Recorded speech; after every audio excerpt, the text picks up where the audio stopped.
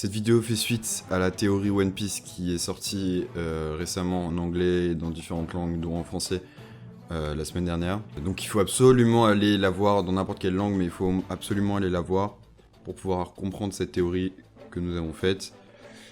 Et voilà, donc on prend comme base un passage de la vidéo du Mont Corvo qui va déterminer le début de notre vidéo. Écoutez bien.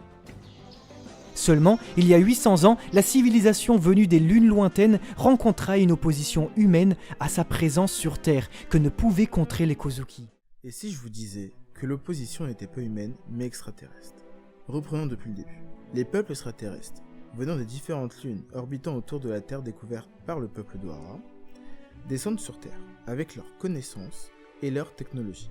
Peuple pacifique qui fonda l'ancien royaume, aujourd'hui disparu, avec l'aide des races intelligentes déjà présentes sur Terre. Les 6 peuples des lunes orbitant autour de la Terre s'allient avec la plus noble famille terrestre, les Kozuki. C'est alors qu'un démon, tireur de continents, rapproche 6 îles autour de l'actuelle capitale florale pour créer un pays symbole de leur union, le pays de l'harmonie.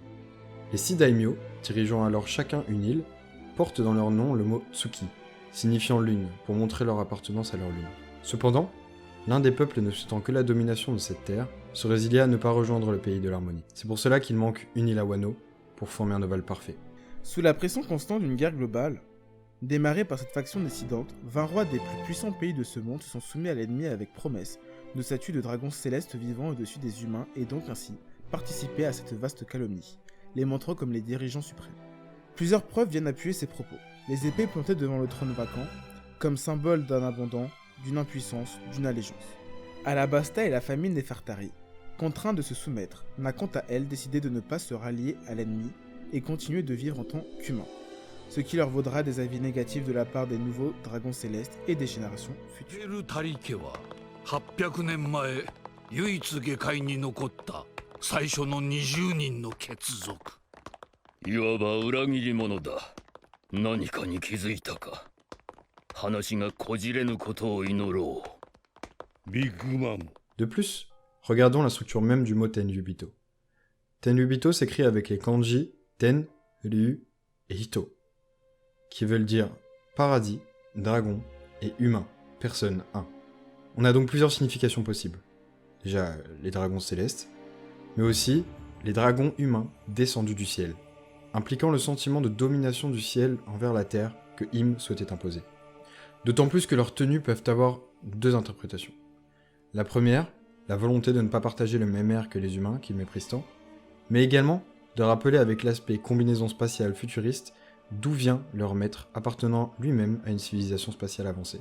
Alors, pour ceux considérés comme des dieux, qui sont leurs ennemis? Rosinante Don Quixote, lui-même dragon céleste, disait que les Di sont les ennemis naturels des dieux. 真相は誰も知らないが、世界各地の歴史の裏で脈々と受け継がれている名だ。そしてある土地では D の一族をこう呼ぶ者たちもいる。神の天敵。 La volonté est intimement liée à la notion d'héritage spirituel dans One Piece. Les volontés bienfaisantes ou malfaisantes se transmettent à travers les âges, avec l'exemple de Luffy et Roger, Yamato et Oden. Mais également, tout porte à croire que Barbe Noire porte la même volonté que Shebek, tant son équipage ressemble à celui des Rocks. De plus, son bateau, comme symbole de cette volonté, porte le nom de Sabre de Shebek. Or, Shebek n'avait pas le rêve de trouver un quelconque trésor, mais bien de prendre sa place sur le trône vacant, et donc de remplacer l'être qu'il ne connaissait sûrement pas, Im. Nul doute que Barbe Noire et Luffy sont liés par une dualité transcendant les générations. Joy Boy devait être lui-même opposé avec Im, Roger l'était avec Shebek, et Luffy l'était avec Barbe Noire. Cependant, il y a 800 ans, c'est bien Im qui a vaincu Joy Boy. Or, Doflamingo avait dit que la justice appartenait aux vainqueurs. Ainsi, le gouvernement mondial a pu créer son univers où les protagonistes deviennent les antagonistes, et inversement. 800 ans plus tard, Luffy va devoir vaincre Barbe Noire et rétablir la vérité, vérité elle-même cachée dans l'histoire du siècle oubliée. Cette dualité entre Luffy et Teach prouvait dès l'arc Jaya, avec les plats au restaurant, mais avec la même accroche au rêve, montrant leur lien très fort.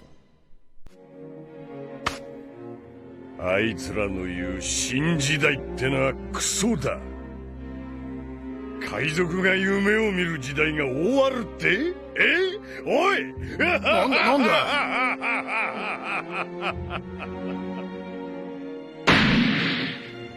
人の夢は終わらねえ。